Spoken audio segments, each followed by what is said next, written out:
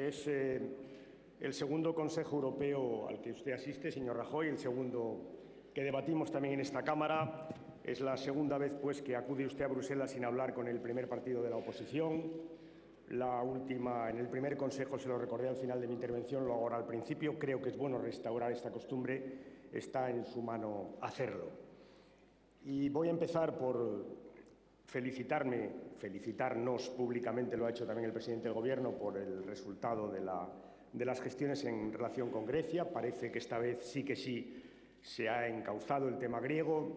El que el sector privado haya aceptado participar en la reestructuración de la deuda griega abre las puertas a una solución definitiva que ojalá lo sea. Lo decía el presidente del Gobierno, lo reitero yo hoy aquí, ojalá hayamos resuelto definitivamente el problema de Grecia.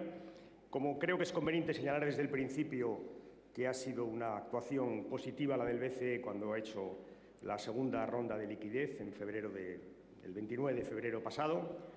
Es verdad que, como también se ha señalado en esta tribuna, eso no nos va a permitir que haya crédito en nuestras empresas y en nuestras instituciones. Es verdad que falta mucho por hacer en el sistema financiero español, pero qué duda cabe que el mantenimiento de la liquidez por parte del Banco Central Europeo es un buen objetivo que compartimos. Ha hablado el señor Rajoy de la reforma del sistema financiero aquí en esta tribuna.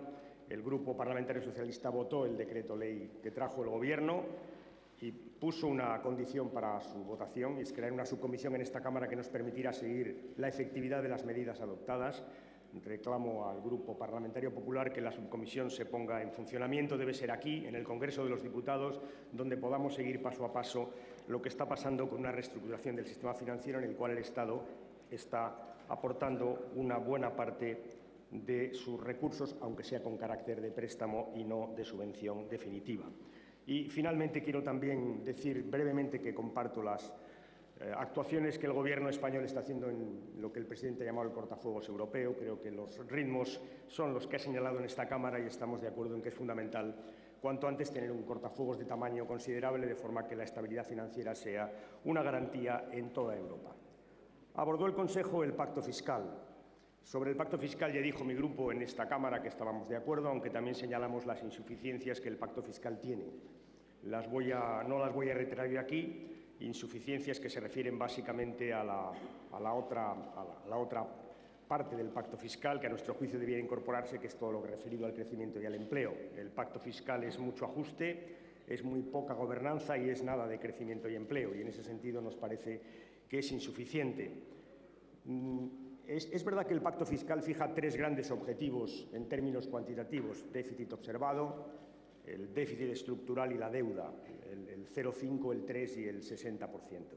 Y nos parecen objetivos plausibles.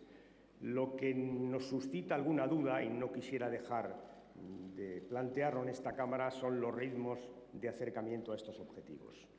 No tanto el del déficit ni el del déficit estructural cuanto el de la deuda. Este es un tema que ya hemos discutido con el Grupo Parlamentario Popular. Creo que es muy difícil hacer calendarios tan estrictos en una economía global como la que vivimos. En el caso de la deuda creo que el calendario es enormemente difícil, no es una senda, es un desfiladero, y quiero que quede en el diario de sesiones la posición de mi grupo parlamentario. Este es un tema que seguramente no va a traer muchas discusiones en esta Cámara. La ley de estabilidad está aquí. Dice el señor Rajoy que cumple escrupulosamente con nuestros acuerdos. Yo digo que no, que incumple escrupulosamente nuestros acuerdos. Lo discutiremos con el Grupo Popular y ya les adelanto que si, a juicio del Grupo Parlamentario Socialista, no se cumplen esos acuerdos porque se sigue confundiendo estabilidad con equilibrio, no la votaremos. Como le digo al Grupo Popular, que creo que, aunque esto sí que está en los acuerdos, que es el 0,4, dado que Europa fija el 0,5 de déficit estructural, deberíamos replantearnos ir al 0,5. No seamos más estrictos que los más estrictos de la Unión Europea. Dejémonos un margen de flexibilidad que puede ser útil para nuestra economía. En todo caso, ahí sí que hay un acuerdo. Si el Grupo Popular no quiere, lo respetaremos, pero creo que es inteligente acceder a ese 0,5%.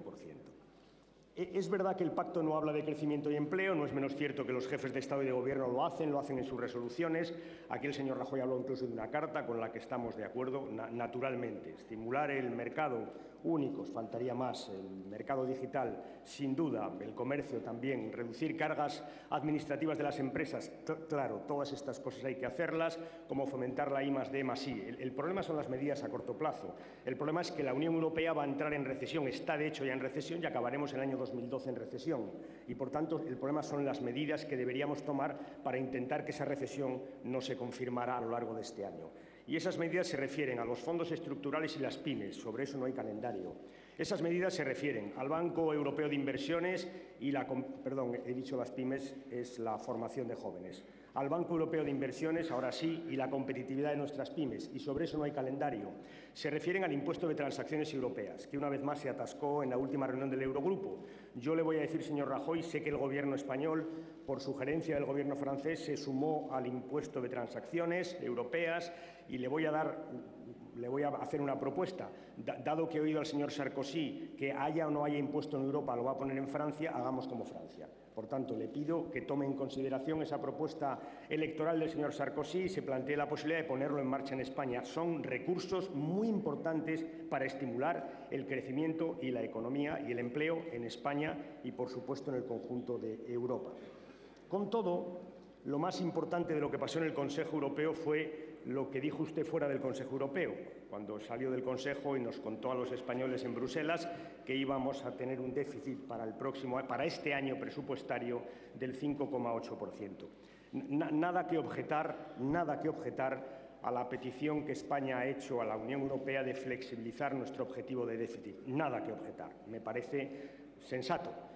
Tan sensato que llevo meses proponiéndolo. No soy el único, no pretendo ser original en esta materia. No hay que ser un genio de la economía para, una vez que la crisis del euro, de la crisis de la deuda de agosto estancó las economías europeas, plantearse una adaptación de la senda de estabilidad, dado que, como ha señalado el presidente del Gobierno desde esta tribuna, los parámetros previstos para las economías europeas son bien distintos de los reales y, por tanto, es razonable que la senda de estabilidad se reconsidere y es razonable que España pida flexibilidad, nada que objetar, repito, lo dije hace meses, en aquel momento alguien me llamó antipatriota, pero seguro que ahora ya no me lo llama, nada que objetar.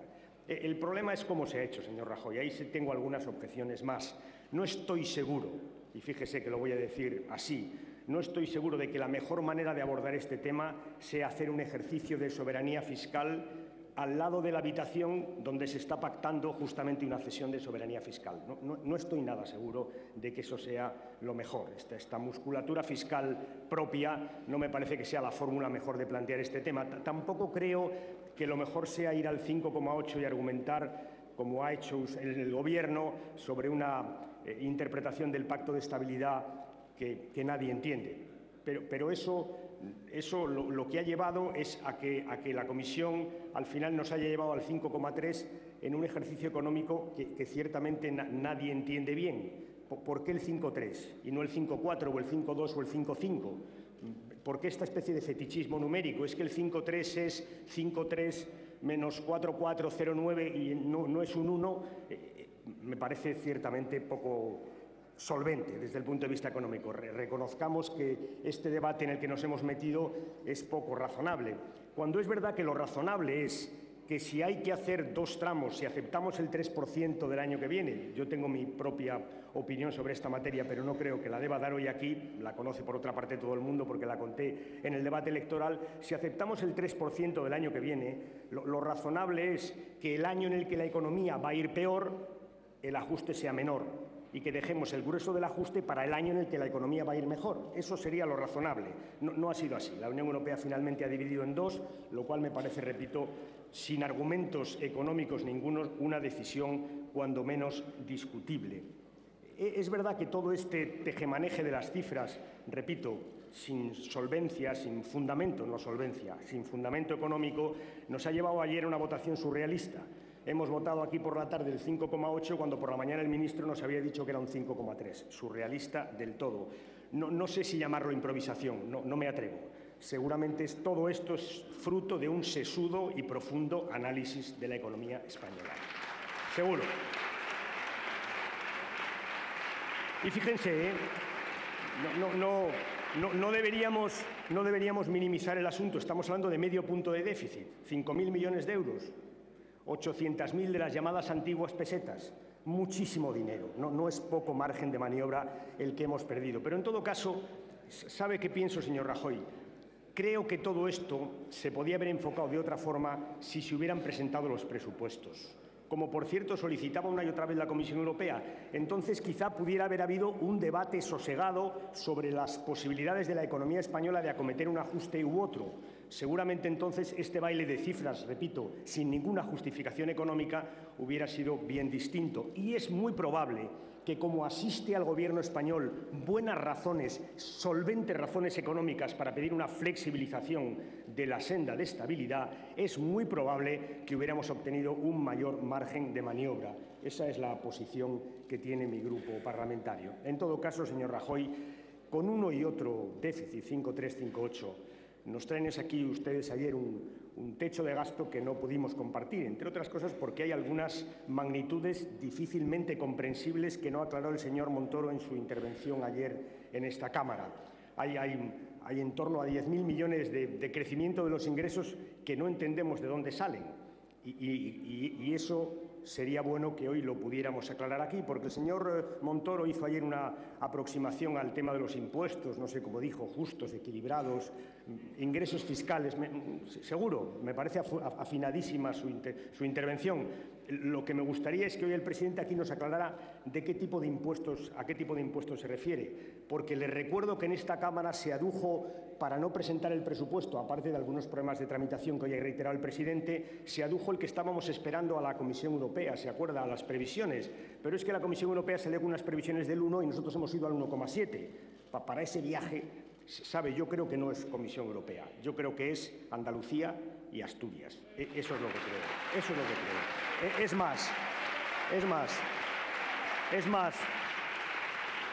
más, creo que eso es lo que cree todo el mundo en Bruselas.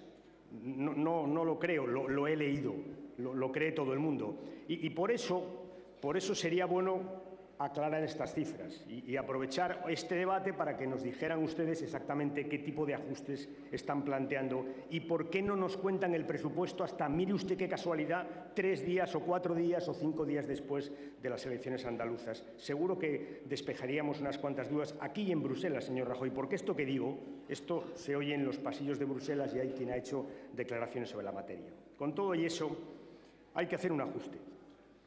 Y yo le voy a plantear una reflexión general sobre ese ajuste. Porque es verdad que el ajuste se puede lograr con mayores ingresos y con menores gastos, o con las dos cosas. El Gobierno va a hacer ambas y estamos de acuerdo. Y es verdad que todo el mundo tiene que cumplir el ajuste y estamos de acuerdo. Y las comunidades autónomas también tienen que cumplir el ajuste y estamos de acuerdo en que lo cumplan. Pero creo que deberíamos hacer una reflexión en esta Cámara en este momento, porque es un momento difícil de la economía española que me parece pertinente. Es verdad que el margen de maniobra de las comunidades autónomas es menor que el margen de maniobra del Estado, es verdad.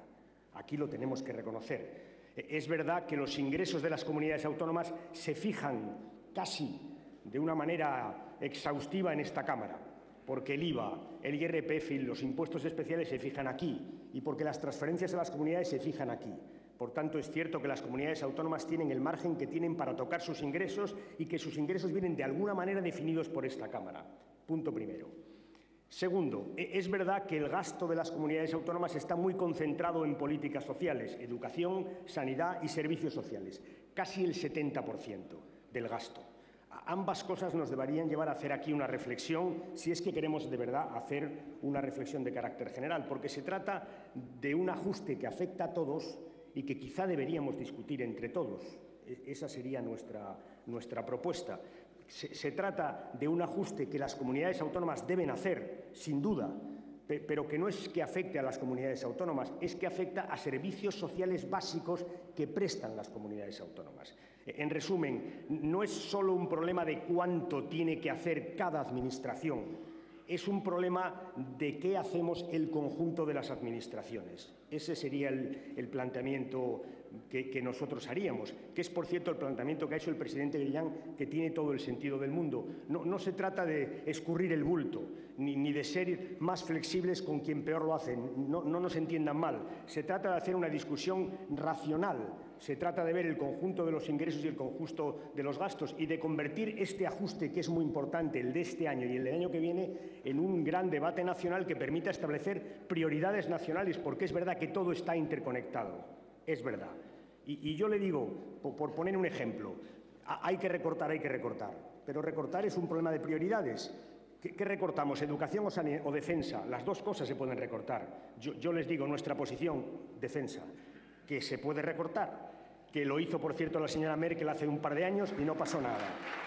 Y lo siento por el ministro de Defensa, que sabe el respeto que tengo a esa función presupuestaria y a la tarea que realizan. Y es verdad que se pueden tocar los ingresos. Se pueden tocar los ingresos. Pues se pueden subir el IRPF o se puede modificar el impuesto de patrimonio y crear un impuesto de grandes fortunas, como ha hecho el señor Sarkozy en Francia, y vuelvo a nombrarle. Y nosotros preferimos, sin duda, lo segundo. Por cierto, el señor Clegg acaba de proponer el fin de semana un impuesto parecido para Gran Bretaña, para grandes fortunas. Se pueden hacer una de estas dos cosas. Le diré más. Y es verdad que tenemos que optar igual entre el copago sanitario y subir algunos impuestos. Nosotros, entre el copago sanitario o tocar los impuestos de alcohol y de tabaco, alcohol de alta graduación y tabaco, preferimos tocar los impuestos de alcohol y tabaco, lo decimos con toda claridad, antes que poner el copago sanitario.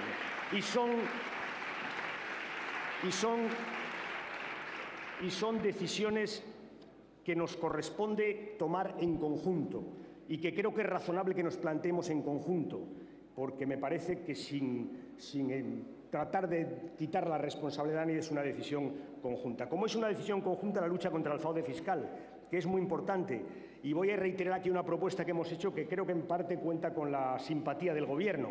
En campaña electoral y después hemos dicho que hay mucho fraude en España, que lo hay, que se puede combatir, que se está haciendo, que hay una forma de combatirlo que es sencillamente impedir el pago en metálico de determinadas facturas, por ejemplo, por encima o por debajo, por encima de 1.000 euros, que es una propuesta muy sensata, muy razonable. Los inspectores de Hacienda hablan de miles de millones de euros si lo hiciéramos. Yo le pido al Gobierno, hagámoslo ya. Ya sé que es difícil, empecemos por 3.000, vayamos a 2.000 el año que viene y a 1.000 el siguiente.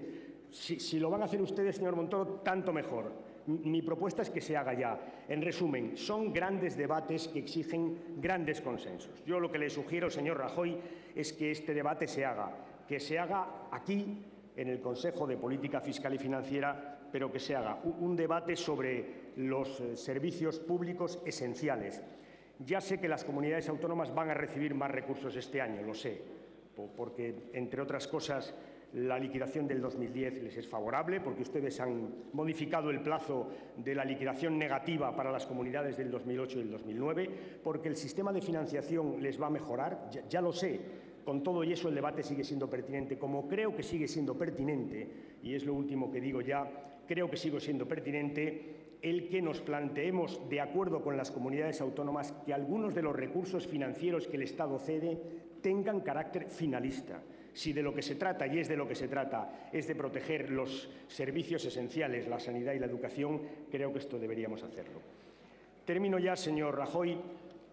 Sus ministros hacen, usted menos, su ministro hacen una reiterada mención a la herencia recibida para justificar todas sus políticas. Ya sabemos mejor qué pasó con el déficit del año pasado, ya sabemos quién cumplió y quién no cumplió. Es verdad que lo del incumplimiento hay que discutirlo a fondo, pero en fin, ese es otro debate. Lo que yo sí quiero decirle es que el Estado cumplió, que las 3 décimas de diferencia son contabilidad y que probablemente no haya que hacer grandes cambios para el año que viene. Quiero decirle finalmente que las decisiones que toma el Gobierno son del Gobierno y que esto de la herencia deberían ustedes meditarlo un poco más. Sí. Verá, se lo voy a explicar antes de que ustedes empiecen con la cosa esta del murmullo creciente. Se lo voy a explicar. Mire, verá, si usted decide, el Gobierno, subir el IRPF en lugar de reformar patrimonio y crear un impuesto de grandes fortunas, es una decisión del Gobierno, que la puede tomar, pero que es del Gobierno. Si el Gobierno decide bajar los gastos de investigación en desarrollo y extender o generalizar las deducciones por vivienda, incluso darles carácter retroactivo, ahora hay deducciones por debajo de 24.000 euros, si no me equivoco. Si deciden generalizarlas y darles carácter retroactivo, es una decisión del Gobierno. Ustedes bajan la investigación y suben la deducción por vivienda con carácter retroactivo. Alguien me lo tiene que explicar. Es una decisión del Gobierno. Si el Gobierno decide congelar el salario mínimo interprofesional, es una decisión del Gobierno. Y si el Gobierno decide crear un contrato con despido libre por un año, es una decisión del Gobierno, que nada tiene que ver con la herencia recibida. Es una decisión del Gobierno y como tal las deben asumir responsablemente, como gusta decir, al Gobierno. Termino ya, señor Rajoy.